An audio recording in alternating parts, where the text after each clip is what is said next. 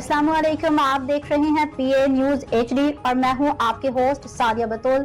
शामिल करते हैं आज की अहम खबरें। खबर शामिल करते हैं पाकिस्तान राय न्यूज़ के और इंटरनेशनल पाकिस्तान राय न्यूज़ के चीफ एग्जीक्यूटिव डॉक्टर हाफिज कामरान से। दिल के मरीजों के लिए जिंदगी बचाने वाला इंजेक्शन स्टेप्टो काइनीज सरकारी अस्पतालों से गायब। पंजाब के सरकारी अस्पतालों बशमूल पंजाब इंस्टीट्यूट ऑफ कार्डियोलॉजी में दिल के दौरे के मरीजों के लिए इस्तेमाल होने वाला जान बचाने वाला इंजेक्शन स्टेप्टो काइनीज दस्तियाब नहीं रहा, जिसके बाद हंगामी तिब्बी इमदाद मुतासर होने का खदशा पैदा हो गया। इसराइल के मुताबिक PIC समेत मुख्तलिफ सरकारी अस्पतालों में इंजेक्शन स्टेप्टो काइनीज स्टॉक मुकम्मल तौर पर खत्म हो चुका है, जिसके बाद हार्ट अटैक के मरीजों को बर वक्त इलाज फराहम करने में मुश्किलात का सामना है।